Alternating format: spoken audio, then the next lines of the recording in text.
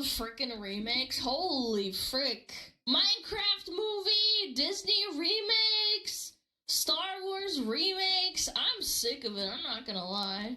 The Ouroboros You're joking. is an ancient symbol of a snake eating its own tail. There are many interpretations of it. One is the endless cycle of nature and time.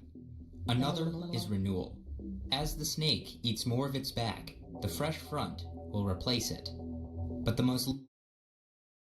Yeah, and it goes all the way back, because even the world serpent from Norse mythology was doing the same thing around the base of the world tree. literal is destruction. The snake will eventually eat itself to death. Yep. This is the worst era in film history. Finally someone frickin' says it. Finally someone says it how it is. I don't mean financially. I haven't run the numbers. I don't know if there are more flops than usual. I don't mean critically. I don't know if movies are getting more bad reviews than in prior eras. I mean artistically. Artistically, we are in the worst era in film history. My reasoning for this claim is simple. For the past 10 years, mainstream culture has been inundated with terrible movies. I'm telling you, 2013, something happened. Maybe 2012 was right. The Mayan calendar everybody was screaming about, like in middle school and like primary school, and all the high schoolers are crying and saying the world's gonna end. Maybe it was like a sign. Lacking in vision, mired with problem after problem. Oh, God. Shackled to nostalgia without substance or care for Lord. what made those original nostalgic movies good in the first place. And they are now trying to deny the sacredness of death. Yes, you heard me right. Deny the sacredness of death. Let this die. True. You've heard the opinion, there's too many remakes and sequels these days. Instead of remaking it and So they're much making that sequels, it's just become re-release cliché. it. The more accurate problem You know, is that there's too have it many up like they bad did with, remakes and sequels these days. I doubt many Fantasia people when would be 2000 complaining was coming if all around. these This is the franchise last time to additions get were it this good. century. However, Well, obviously, yeah, because the next century was going to start in the last year. But purely on the notion that when I was a kid and I saw Mulan, and then I saw Mulan 2, I didn't think it was as good as Mulan, like the first one. And also, like, the Little Mermaid, and then the second one came out. It's not a remake either, it's a sequel. Like, they want to keep milking a franchise, and I know it's not the same thing as a remake. It's almost inadvertently the same, because you're not letting a franchise rest. As well as Shrek. I think Shrek should have stopped at, like, 2. Toy Story 2 and 3 were good. Toy Story 3 wasn't that great, but it was okay, I think. Again, I'm going into the weeds a little bit, but I do think there's, like, it has to stop. I also don't think a landscape filled with remakes and sequels and little else is likely to be good. You may say, well, hang on, that's just the super mainstream. What about all these original indie and low-budget films coming out? And I will retort, those are good to have, but mainstream culture is important. It's where the most money is. It's what gets the most eyeballs. I think it says something about us, and it says something about the creative limitations of some of our most paid artists, that mainstream culture is so derivative right now. We are in an age of not just copies, but bad copies, and I intend to watch it all burn to the ground. Base. He's an auntie, I like that. There's something I want to tell you about. Psh. No! My heritage. Last time I told you Ads, that our family has ads, a picture on our ads. kitchen Please don't island have the with moving several faces, ancestors in please. it. And they all look pretty Please. radical. Problem is, we don't have any idea who most of them are. That's why My don't know who they are Heritage either. is an illuminating website. It can search through 20 billion historical records, and all you need are a few names and dates, and it will start to fill in your family tree with better and even new information. Instant don't have discovery And is a way about for new people to be added to $60 your to tree $80 for the automatically. basic I can add people one. I know are in my past, which can connect me with more potential ancestors.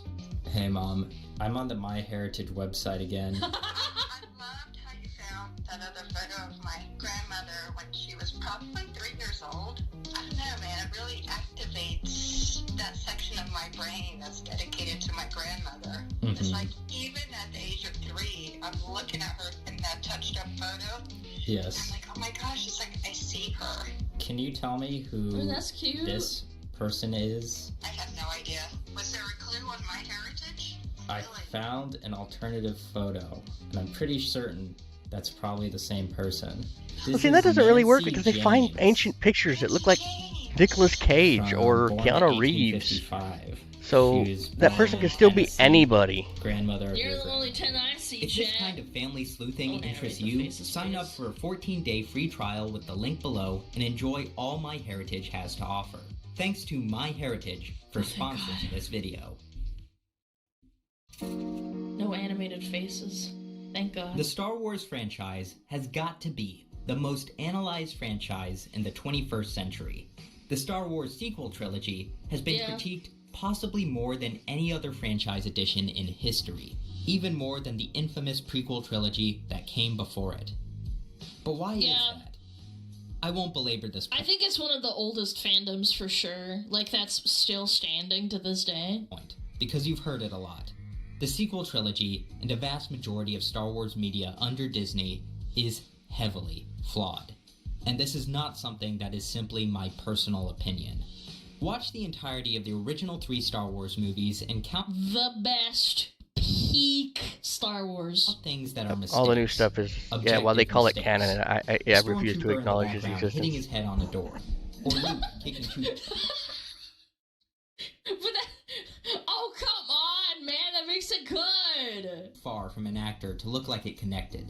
But what about coincidences or contrivances in the plot? Take the sequence where Luke gets more and more of his friends captured in Jabba's palace in an attempt to rescue Han Solo. If you really analyze this plan, it doesn't make a lot of sense. And if you tallied up these problems across the entire original trilogy, at the upper end, you'd probably have 100 problems. Some big, Sure. some small. Yeah. Which by no means is unusual when creating a large and complicated fictional story and world. When you get to the prequel trilogy, these problems become more numerous and more severe. Why do the Jedi use Force Run once and never again? Why does Obi-Wan smash through a window to latch onto this drone when he could easily plummet to his death? Why... I mean, why did Lord of the Rings, why did they not send the Eagles to fly to Mordor? Like, again, it's such a silly thing to, like, criticize. Yeah, I still love those types of movies. It doesn't have to make, like, extreme perfect sense. I get what he's getting at, though. I do. Isn't this assassination drone built to self-destruct Eagles are so on no one can cooldown, track it yeah. back? I know Obi-Wan is a Jedi, but this is downright suicidal.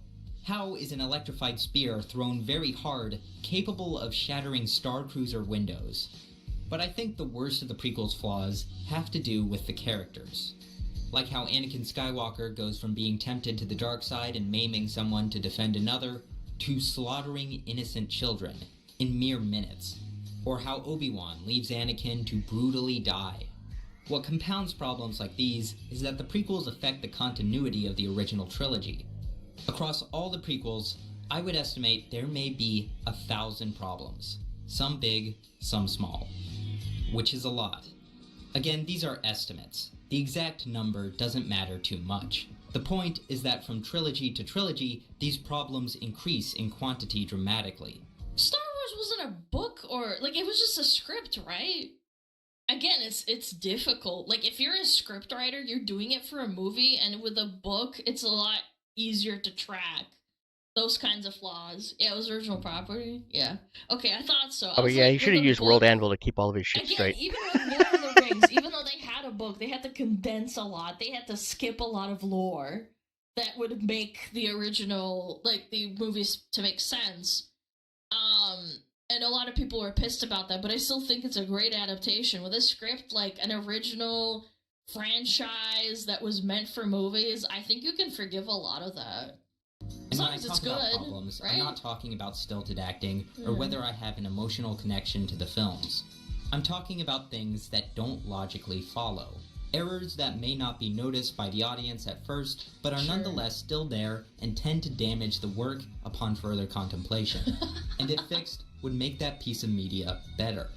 When you get to the sequel trilogy, across all 3 films, I estimate there are thousands of problems. A knife is painted out of the background to keep Rey from dying during a fight scene. The half-sunken wreckage of the Death Star is used as a marker for a knife map that can only work while standing at a specific point on the landscape while pointed at a specific part of the wreckage. All of this while ignoring the fact this wreckage should not exist in huge pieces like this anyway. Kylo Ren's TIE Fighter gets That's a damaged, good point. rolls across the desert at 200 miles per hour, and explodes. He walks out of it perfectly fine moments later. Well, I mean, he's just so good. Like, what do you mean? He used the Force to, like, protect himself. Come on, like, I could explain that away. I know people really don't like this, but I could explain it away. Come on, he's just Giga Chad standing, get Force shell armor. Come on. Yeah, he's just built different. He's just that cool. And if you like these films, you have to The admit Force these moments Chad. do not work. They cannot function in a coherent story. You have to admit these films would be better without these problems. Yet these films are riddled with them. It is rare for any given scene to not have a problem within it.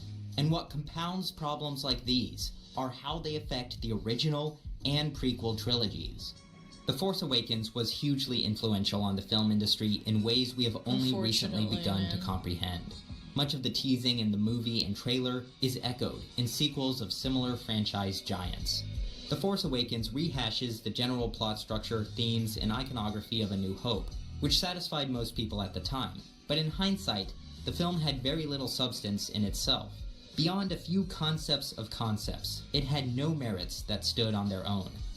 The Last Jedi also borrows iconography and themes of The Empire Strikes Back, That's such fine. as the rebels yeah. being scattered and hunted throughout the film. But you're left wondering why the Resistance, which Can I just say how amazing it is that back then in the 80s, when they made this is not CGI.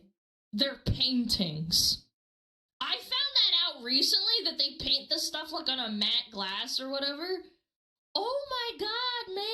should be in power, is being chased and It's outdone by those crazy, who bro. Yeah, and shouldn't have an minifigures, overwhelming force. Sure, there are plenty of original ideas in the film too, Insane. but they only seek to cut short plot lines that had been established in The Force Awakens. And finally, you have the rise of Skywalker, which is so blatant in its borrowing that it resurrects a villain from the original trilogy. They couldn't even get an original villain that could live up to him. That's strong. Who exploded twice. Throughout the whole sequel trilogy, even things like spaceships are simply original trilogy ships but painted black. Well, I mean, they changed the direction kind of on the little thingies, right? Yeah. Yeah, you guys are mad. Or soft Right. reboots of original trilogy ships. There That's so is no cool. natural evolution in technology. There is no changing of the power dynamics in the galaxy. There is no change in the strategies or behaviors of the warring factions from the decades before. And even though they tease us with potential ideas, there is no change in how we understand the villains or the heroes.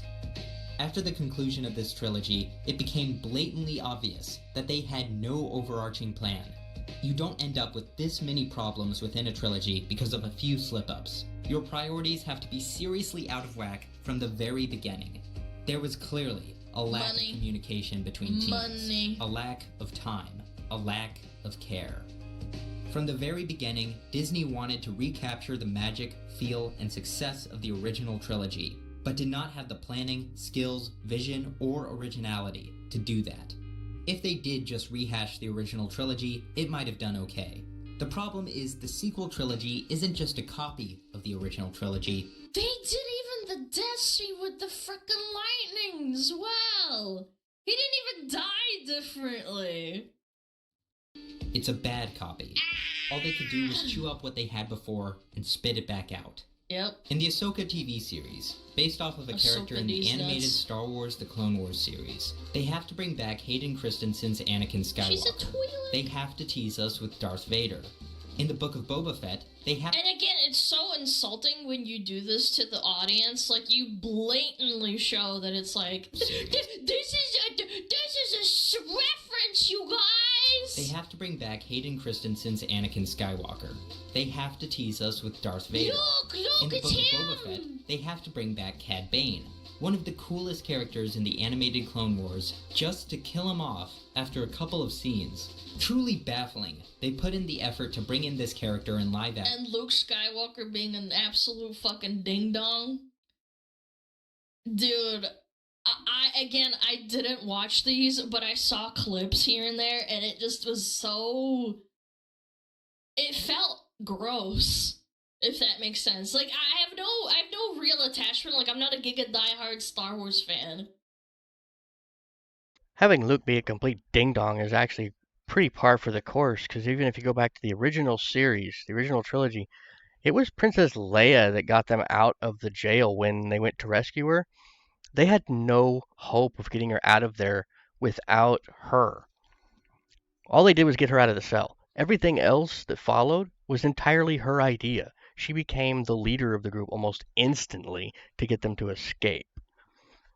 So Luke really didn't do much other than dress like a stormtrooper to get into the cell to open the door for her. Yeah, it is just so... They did him dirty, yeah. Just to unceremoniously end his story forever. Sad. At the end of the Han Solo film, they have to tease us with Darth Maul of all people. I just remembered this. At the end of Obi-Wan, they tease us with Force Ghost Qui-Gon Jinn. Even in The Acolyte, despite how terrible it is a show with 90% brand new, never before seen or referenced characters. Okay. But still, it has to have a Sith with a black spooky mask and unconventional red lightsaber.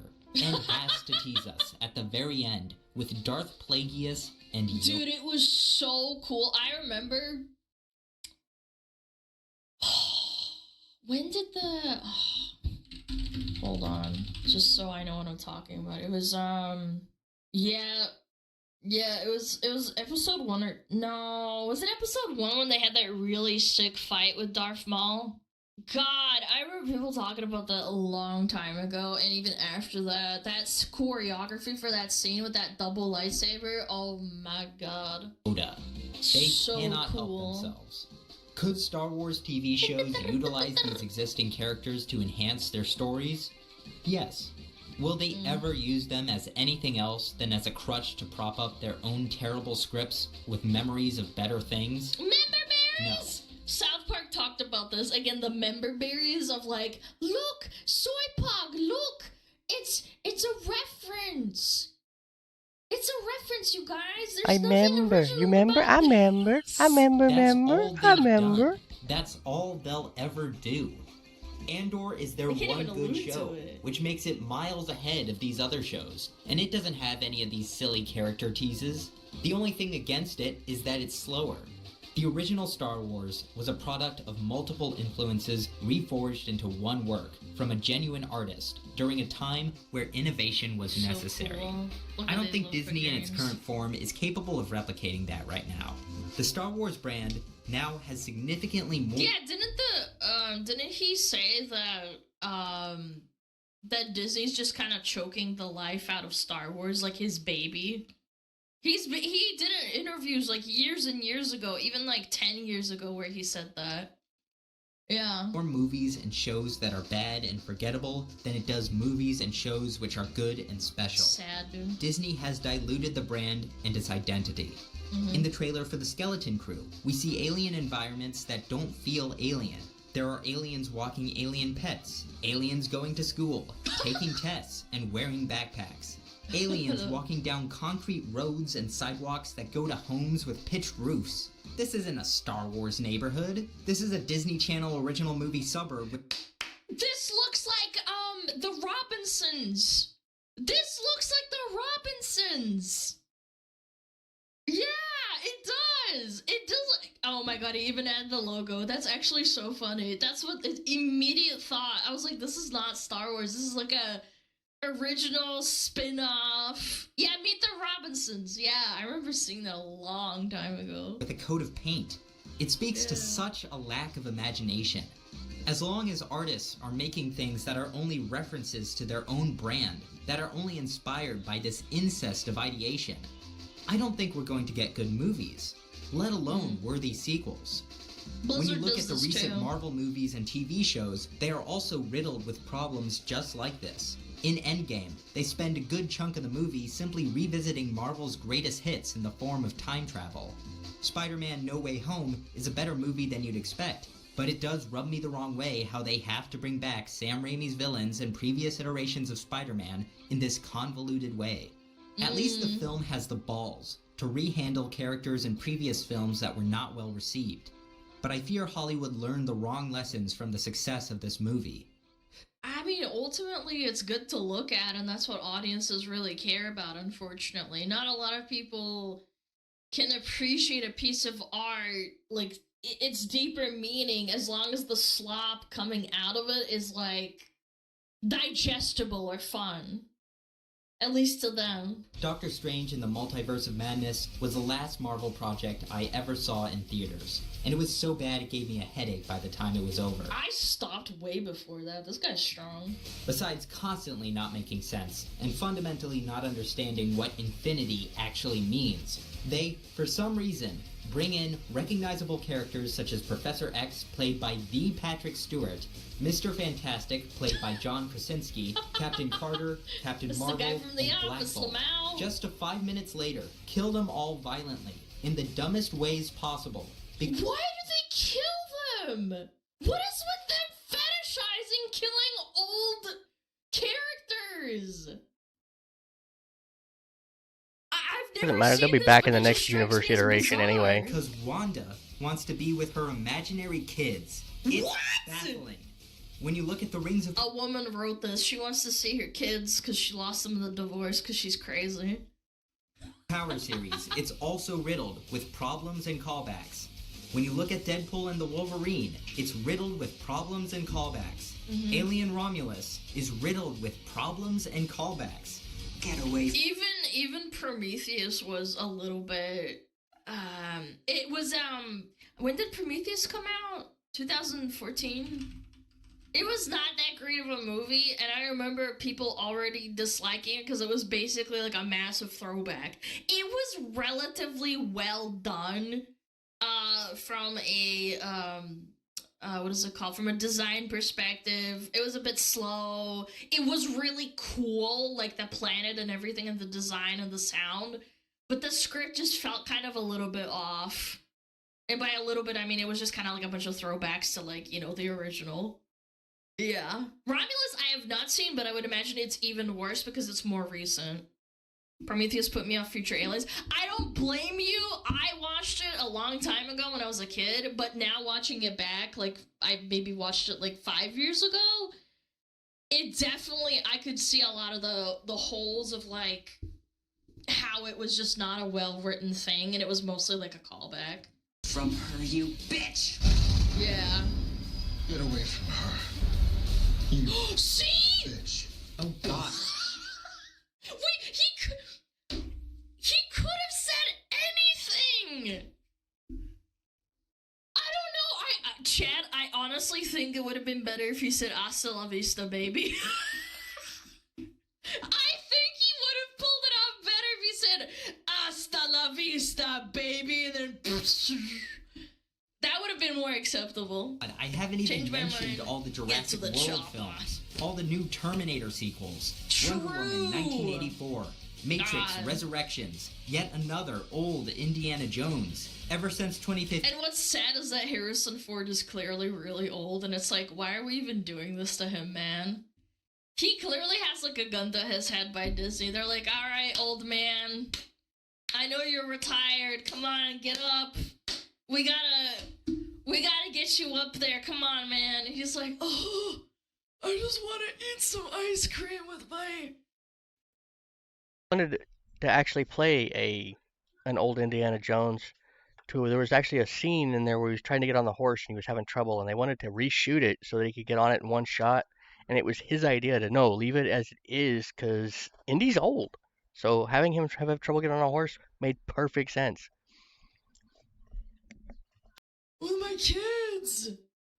Yeah, like, I don't know, it's just pathetic. And I don't mean any disrespect towards him. I think he's a great actor overall, but he's fucking old. There's not just been a bunch of sequels released every year, but there has been at least one infamous sequel released every single Matrix year. was also The year so before bad. that, Dumb and Dumber 2 was released, which I saw, but I don't think anyone remembers. Why? The humor doesn't translate, even in 2014. When did the movie come out? Like the 80s or 90s? Early 90s, wasn't it? The humor doesn't translate. Yeah. All I can recall It was a nostalgia grab, is what that was. They were aiming for an older group. is how gross and old Jim Carrey and Jeff my Daniels God. look. Oh. What actually happened in that movie? Oh, Lord. Wait. The United States Department of Justice charged that money used to produce the film was stolen from a Malaysian government investment fund.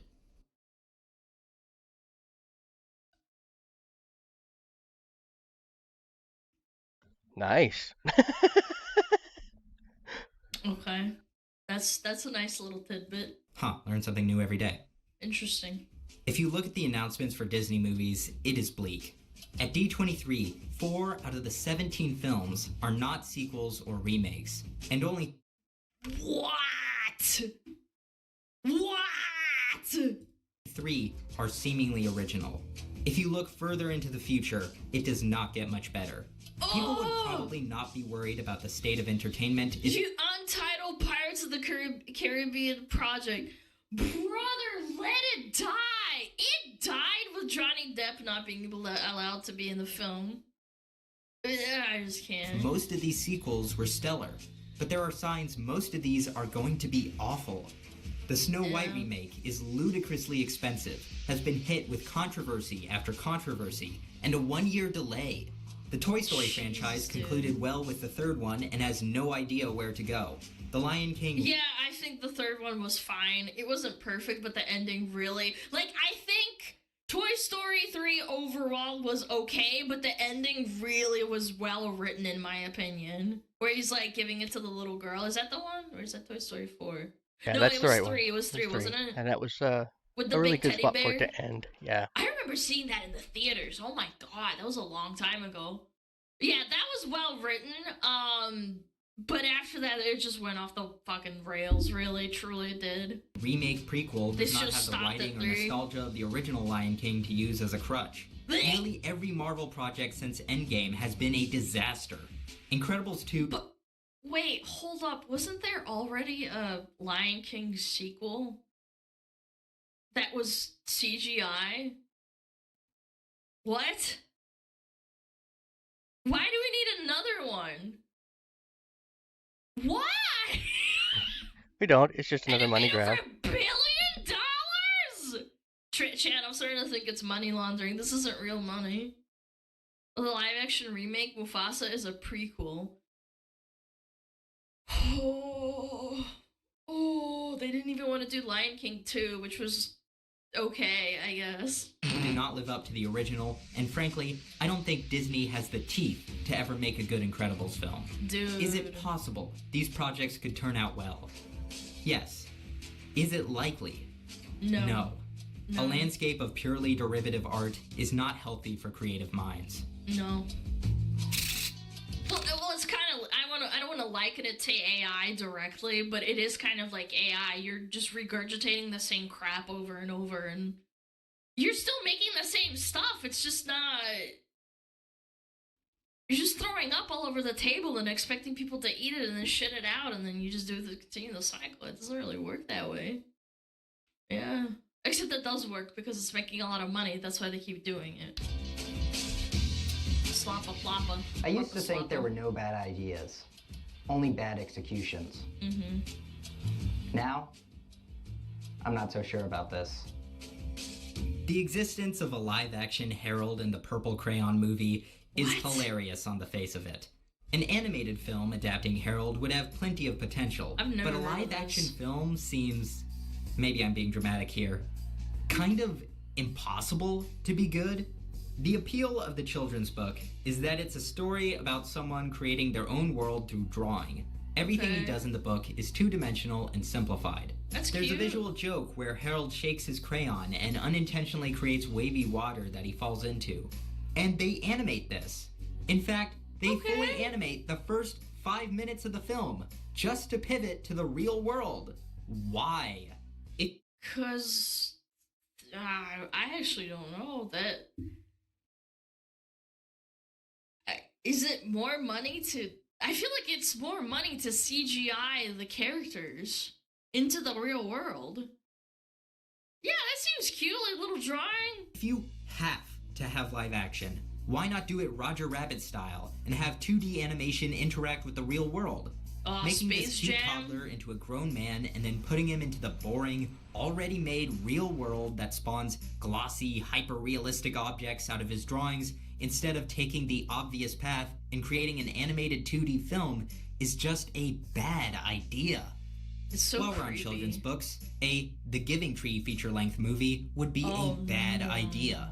And I know damn well a producer has looked at The Giving Tree sales numbers and thought about it. The book is so concise in its message and purposefully leaves out a lot of information to convey its message that there is very little you can add to it without actively undermining it. A typical Hollywood... And that's the beauty of books like this, is that you don't need to write extra and it's up to interpretation. Like, I'm sure there's people hyper-analyzing this book, even though it's been out for like 50 years, man. 50 plus years, actually, I think. But it's just like, why do you need to do this? And then they insert their own idea of the interpretation, and people get mad at them! Hollywood screenwriter would probably expand on the boy's life or give the tree more to do in the story. Yeah. And God forbid, we'd have a bunch of scenes like this. Come, boy, come. Swing from my branches and play in my shade. Whoa! Did that tree just talk? Whoa, That's a talking tree! I must be going high. crazy! Is it possible for a Giving Tree movie to be made that's good? Yes, but it would have to be very creative in its storytelling. So unusual and new in a way I can't even fathom, and I think that's very unlikely to happen. Furthermore, is it possible for a Giving Tree movie to be made that's even better than the book? I say that's damn near impossible without just making your own original story. This is what makes the Joker movie kind of an oddity. The Joker is a decent movie about mental illness and living in a culture lacking in empathy that is only tenuously connected to the DC universe. I don't even think it was insanely well written. I just think it came at a time where people really needed something that was countercultural in Hollywood making, and it had the power of obviously having the Joker, even though it was basically adjacent to the universe. Yeah, I don't know. Again, the script was fine. Like, I watched the whole thing and I didn't like skip anything.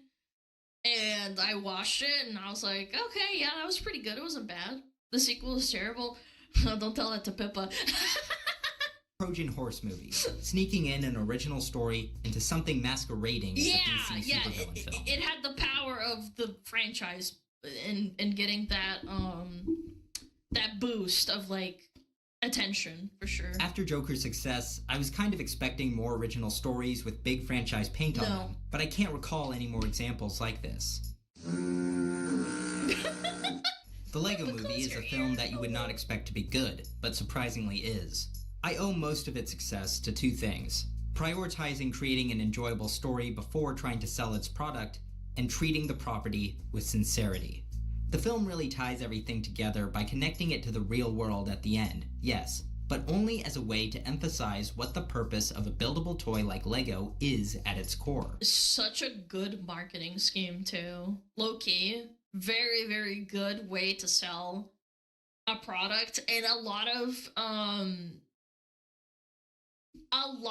cartoons that people aren't even aware of, like He-Man. I think it was what was another one? I think Teenage Mutant Ninja Turtles, like in the early 80s and 90s, they started doing this whole cartoons and then marketing like a big ad for kids. Transformers, that's a really good one as well. This is very clever. And I think people need to appreciate that like advertising can be successful if it's like well written. People used to enjoy watching watching commercials. Not so much anymore. I mean, yeah, it was annoying, but still, like, it was an experience at least. The Super Mario Bros. Movie is possibly the most generic and safe kids movie I have ever seen. I'm not talking about the original, which is the opposite of that. If you saw the trailer, yeah, that's the movie. There is not a single thing in this film that will surprise you. However, it's not bad. It's nice. It's fine.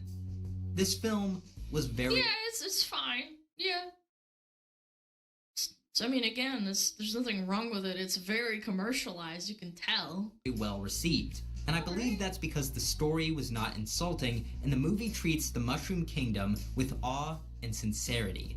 A lesser film might be irritatingly sarcastic and mock the whole idea of platforming and power-ups. But because this film is faithful and interprets these video game ideas sincerely, people are more charitable to the film than it probably deserves.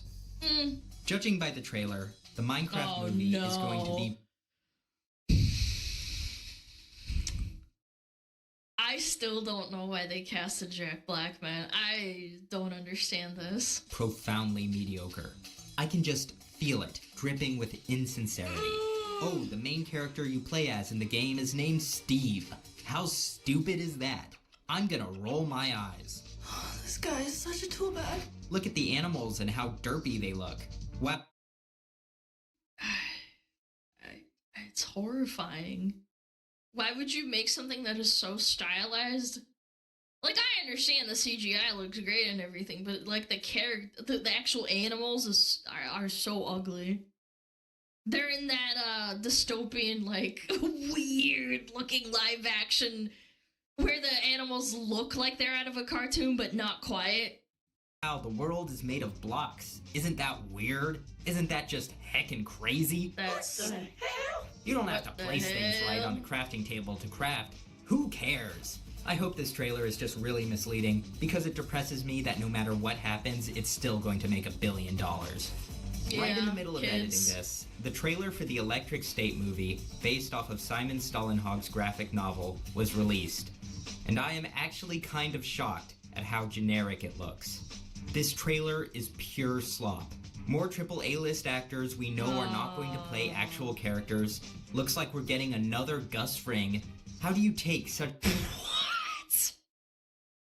What? They put him in that? Atmospheric artwork and turn it into this. Dude, I remember this too. His artwork was so, like, haunting. Hollywood slopified shit.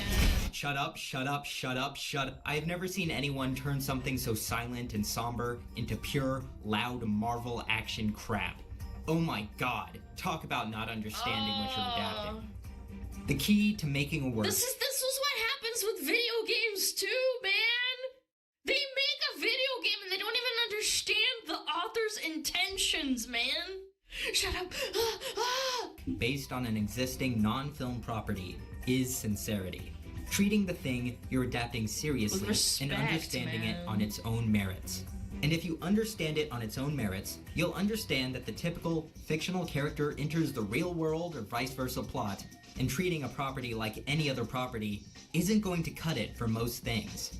You're going to have to be unconventional. You're going to have to work by and understand the rules of that cultural artifact, or else you're just taking something in our culture and reheating it for the masses. But unfortunately, it makes a lot of money, so they don't care.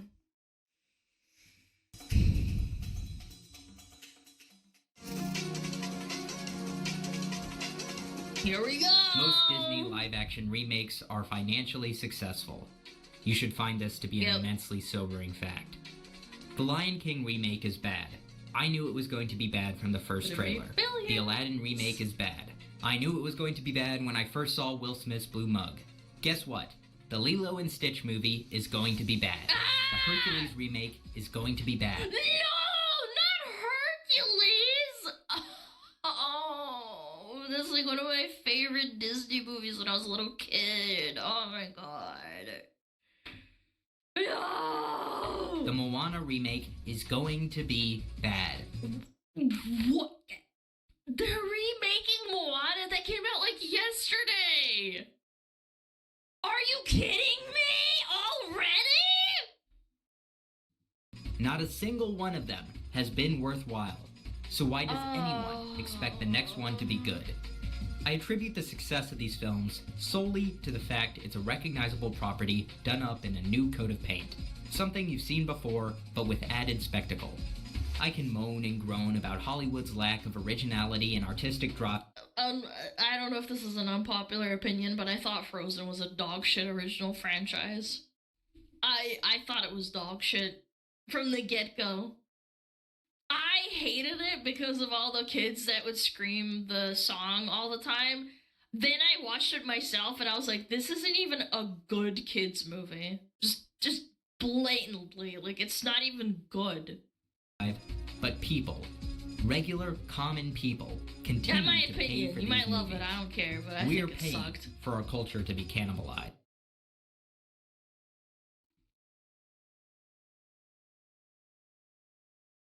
Oh my god. Oh my god. Everything here, the last thing that was like remotely old is Toy Story 3 and it's in the top 10. It's not even in the top 5. They make hand over fist kind of money, huh? What the general public needs to realize is these remakes aren't just copies, they're bad copies. Just look at YMS's video on the Lion King remake to see that this remake is demonstrably worse than the beloved classic it's trying to imitate in seemingly every way. From the animation, to the music, to the voice acting, to the story itself. It looks washed out, too.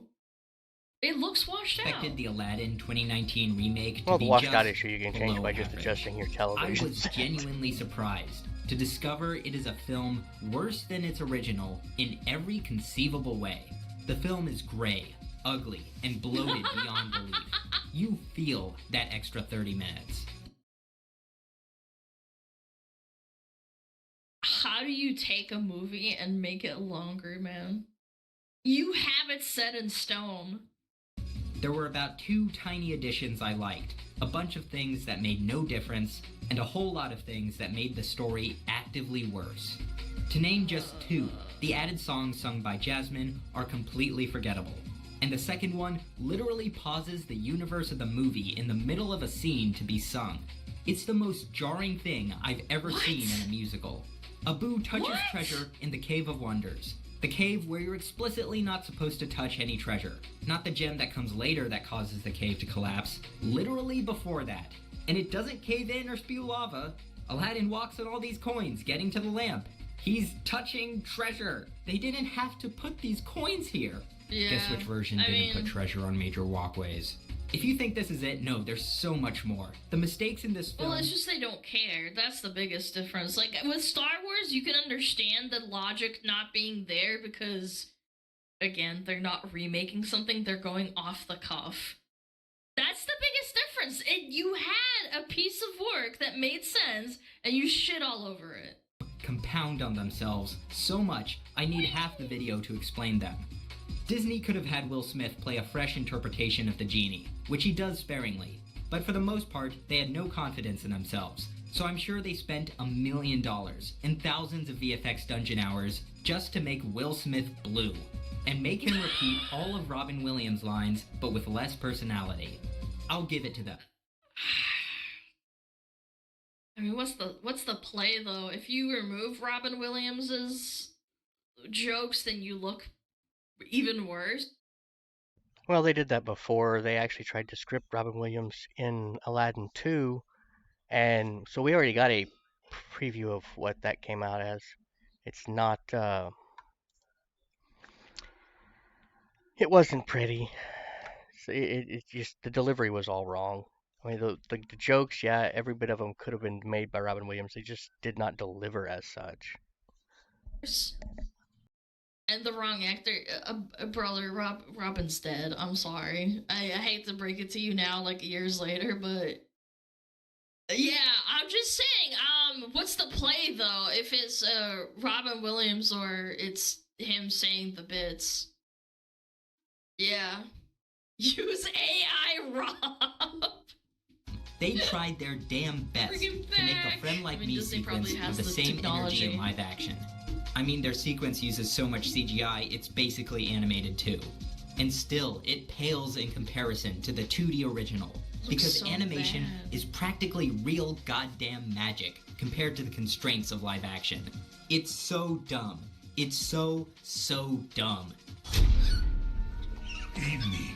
Evening. Guards are behind me. Nearly everything they add is terrible, and everything they rehash is rehashed in a worse way. The Beauty and the Beast remake is much more bearable, but again, bloated.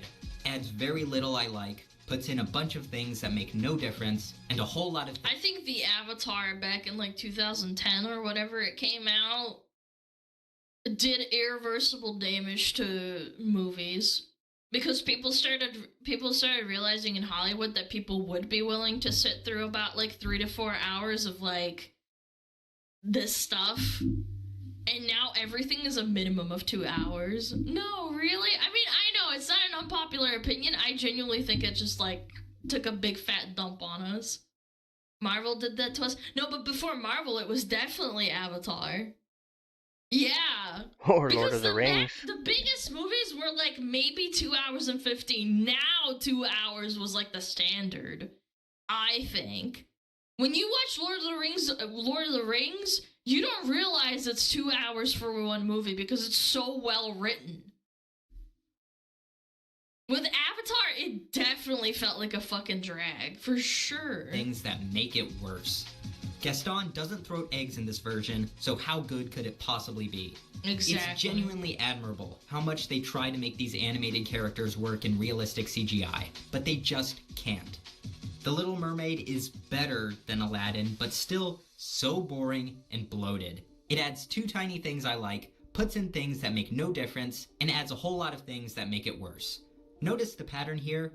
They add 3 new songs, 2 of which are not just forgettable, but legitimately some of the worst I've ever heard. The one sung by Prince Eric really helps you appreciate musical choreography, because for most of the song, he just drones on while walking down a dirt path. I was so glad I never watched this. Melissa McCarthy. Alright, even good portrayal of Ursula. Nice job. They seem to try less with the design and animation of the sea creatures, especially during the Under the Sea sequence, which has not a single animal playing a nautical-themed instrument. I find it comforting that this film was a financial disappointment for Disney.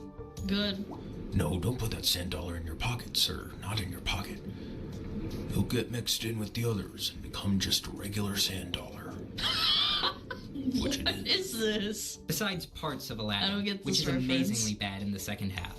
All these remakes left my mind almost as soon as they entered. Their greatest sin is that they're boring. Artistically, there is nothing to be gained from these, because these aren't just copies, they're bad copies. Wait a second, Solar Sands. There are good copies out there too. Come on, get out of here. Okay. Like what? Hey guys, Solar Sands remake Kino Corner here. I know it's easy to say that all remakes are bad. Hollywood is running out of ideas. They can't stop running out of ideas. All right, But quit you know what? shilling. This might be controversial for me to say, but not all remakes are bad. In fact, some of them are great. Would you guess that classic movies like The Maltese Falcon, His Girl Friday, Ben-Hur, The Magnificent Seven, Invasion of the Body Snatchers, The Fly, The Thing, and Sorcerer are all remakes? Heck, even the most badass movie of all time. Yeah, and you notice what all those things have in common? They didn't have slop loads of CGI, and they actually had good script writing that was reminiscent to the remake. And even if the actors aren't the same, they at least had the same vibe. Yeah, they're old. Yeah, that too. But like some of them from the 30s and 40s, and this one's probably like from the 80s. I can't quite tell. I've never seen it, but like just from the looking at it. Michael Mann's Heat Yeah, is it's a like remake. 90s, right? I mean, it's a remake of a TV movie he made called LA Takedown, so it was more like you just wanted another go at the story to make it better. And Sure. it worked out. Everyone loves Heat, but hardly anyone remembers LA Takedown. I want to take a look at 2 beloved movies that are remakes, Ooh. Scarface and A Fistful of Dollars. Let's start with Scarface. You hear that title and you think... But this is phenomenal. Like, even Scarface is I understand, but they had phenomenal script writing, phenomenal actors. Not to like disparage the people that made these, obviously, but it's just a different time. Yeah. 1983. Damn, it's not even the 90s, it's in the 80s. Al Pacino snorting coke and introducing all of his buddies to his Hello little to my friend. little friend. The movie is actually a remake of a Howard Hawks film that released in 1932, which was also called Scarface. The two films share some thematic similarities about the rise and fall of the titular gangster, the famous line, "The world is yours," and so on. But they're basically two very distinct movies. In the 1932... They also came out in completely different eras. We are having to experience a Moana frickin' remake within 10 years of it being out. If Moana came out 30 years from now again, I wouldn't complain that much. That's my biggest gripe. Version. Paul Mooney plays as an Italian gangster in early 30s New York. For the 1983 film, its director, Brian De Palma, set it clearly in South Florida in the 1980s. The remake took a look at the 80s drug trade, Cuban immigration, and 1980s life. So what De Palma did was take a 51-year-old film as a baseline, and he entirely reworked it so that it would be modern and culturally relevant. Modernized it. Now, as for A Fistful of Dollars, it's a very straight remake of Kurosawa's classic, Yojimbo. It's beat for beat, almost... And this is a cultural remake. That's amazing. I had no idea. It's the exact same film, but Leone brought the story into color and traded samurai aesthetics for cowboy aesthetics. It wasn't a sanctioned remake, though, as Toho sued the production for royalties and credits. Kurosawa wrote to Leone, saying, "Signor Leone, I have just had the chance to see your film. It is a very fine film, but it is my film. I mean, Since fair. Japan is a signatory of the Berne Convention on the International Copyright, you must pay me." Does that make a... Kind of cringe, but I get it. I understand where he's coming from. If it's beat for beat, the story is the same. Yeah, and that I makes think perfect that sense. Yeah, he should get credit for it. It's like when Disney took the Japanese movie about a lion and it was white and then they just adapted it.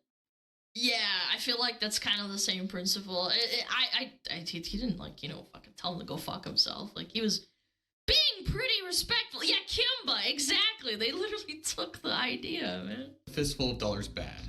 No, it still rocks. I love both films. They have the same stories, same beats, and some of the same jokes, though a few things were changed. But both films have excellent direction, and Toshiro Mifune and Clint Eastwood are both legendary leading men. They're amazing. They can coexist and work as complementary films, and maybe a fun double feature. What I'm getting at if anything, if it was like, again, it's adapted for the Western audience. You think that Western audience would want to watch a Japanese samurai movie? I think it's very niche. this. Remakes can be good, but maybe they're often not. They're good or even great when the people making them love the source material and want to put their own spin on it. Sometimes there are films that have great ideas in them, but were just executed poorly. Those are great films to remake because a good filmmaker can see where the original went wrong and make something great out of it.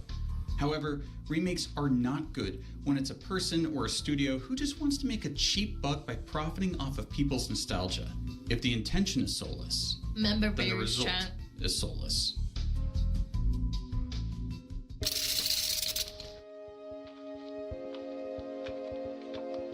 When I first saw the CGI version of Peter Cushing's Grand Moff Tarkin show up in Rogue One, the worst of my feelings were that I could tell it was CGI.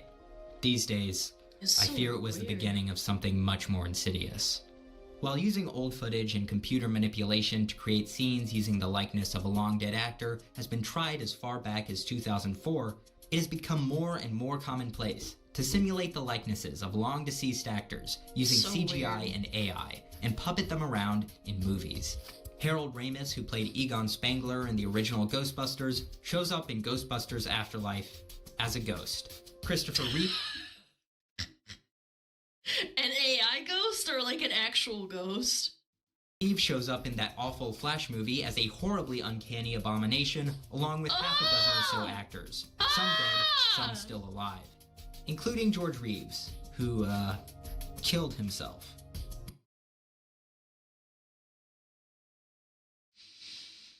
Alrighty. Just recently, Strong? Ian Holmes' likeness was used in multiple scenes in Alien Romulus as another android. It's so bad! The director of This looks awful! Theyre Alvarez says he reached out to the widow of Ian Holm and received authorization from the rest of his family. Ian Holmes' Authorization! Authorization! widow felt he would have loved it. Besides the fact she could not possibly know that for certain, How the fuck would it you kind know of doesn't that? matter to me that Ian Holmes' wife and family approved of it. That's better than them not approving of it, but my stance on this as a moral issue is that we should not be puppeting around the face and voice of a dead person as if they were still alive for our entertainment, especially when it is entirely avoidable.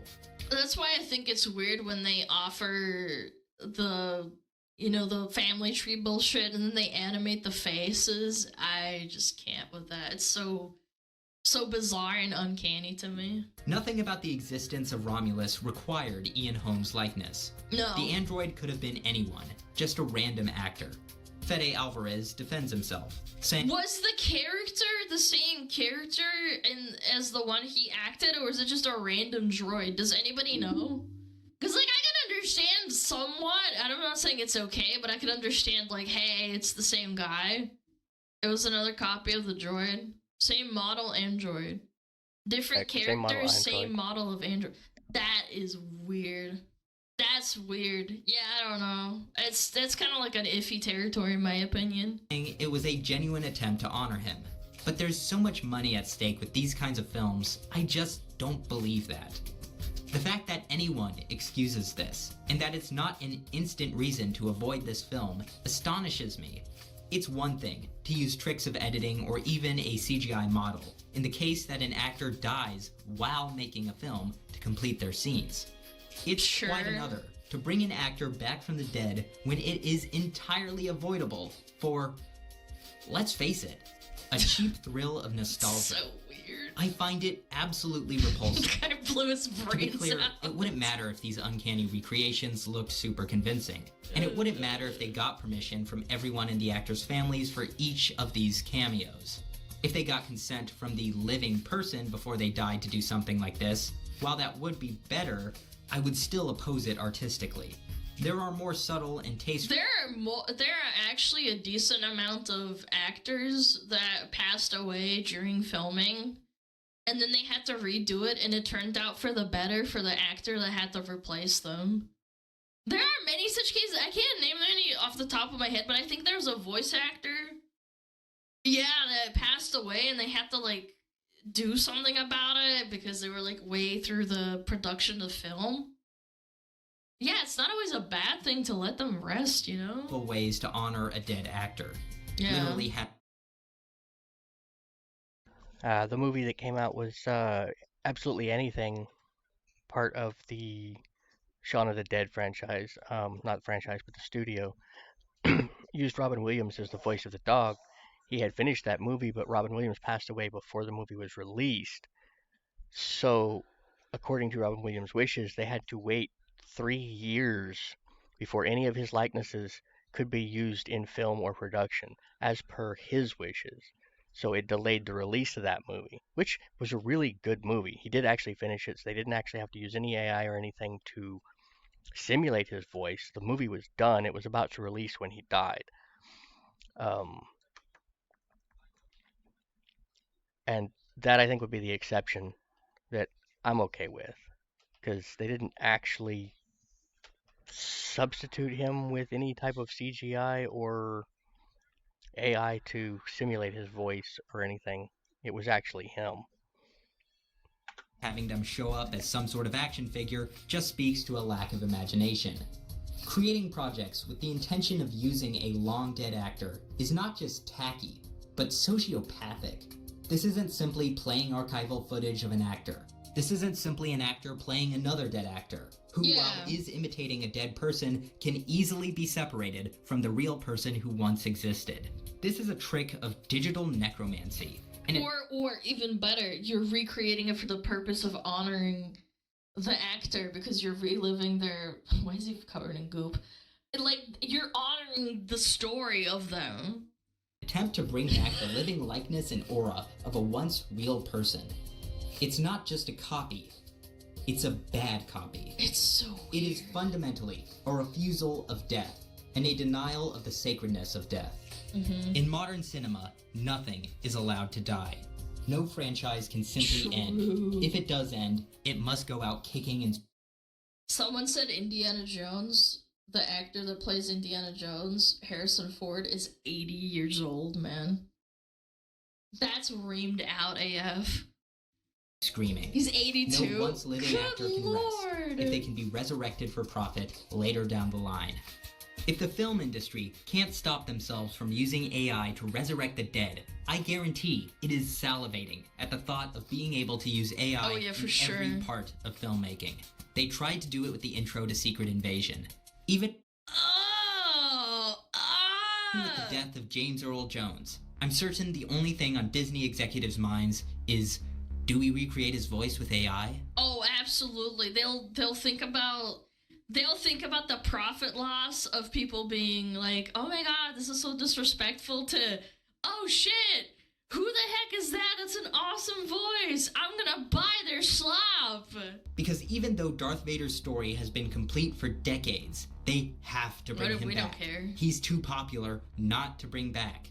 They have no self-control. They cannot help themselves. Christ, is there going to be a point we don't get any new actors anymore because of AI? The whole system is based on intellectual properties, with a significantly weakened star-based system, which doesn't allow interesting scripts to succeed without being attached to an IP. Are we seriously going to resurrect actors just to play the same stale characters? What? This is why I call this the worst era in film history. Yep. There's been periods of remakes and sequels in movie history, but I have never seen anything like this before. People have to stop paying for these movies if you want things to change. They won't. I tend to avoid these movies, because when I hear about them, I consistently hear bad things. And once these movies have been out for a few weeks, no one talks about them. Kung Fu Panda 4 was the 8th highest grossing film in the US this year. What? I thought they stopped Kung Fu Panda after 2 or 3. I was like, what the hell? When was the last time someone talked about it? Wonka No made a one. ton of money last year. When was the last time you saw someone mention that movie? There was a live-action Avatar remake on Netflix this year. I completely forgot that existed. Oh, I mean, everybody shit all over it, yeah. Do you know that a Pinocchio remake came out? Another No. Ghostbusters film came out this year. Did you know that? On the other hand, when Dune Part 2 was released, there was a solid month of very popular memes about it. And yes, it is a remake, but of a book series and a film that is famously not considered the most perfect film of the 80s. And it's been almost 50 years since it came out. But then again, you can make that argument for Star Wars as well. I don't know. Again, if it's a good remake, I guess it's not that bad. And it also has the advantage of being good. OG movies are bad? I believe these films will have no cultural impact. That's the silver lining to all of this. They have no staying power. Disney has a finite amount of good films they can remake in their backlog. And even if they remake every single one of them, they will run out. And when they run out, they will be screwed. That's actually going to be terrifying. With the Hunchback of Notre Dame. I don't know how that's gonna fly. Like, there's some really dark themes, and like Quasimodo's like going through it, you know? He's really ugly. Like, I don't think they're gonna do that. We saw them try and make it. And again, it was a very powerful movie, but it's really dark. Original project again, and it was terrible. The music in a Disney musical was bad. Can you believe that? Yeah, this movie They have was forgotten ass, apparently. how to make good movies.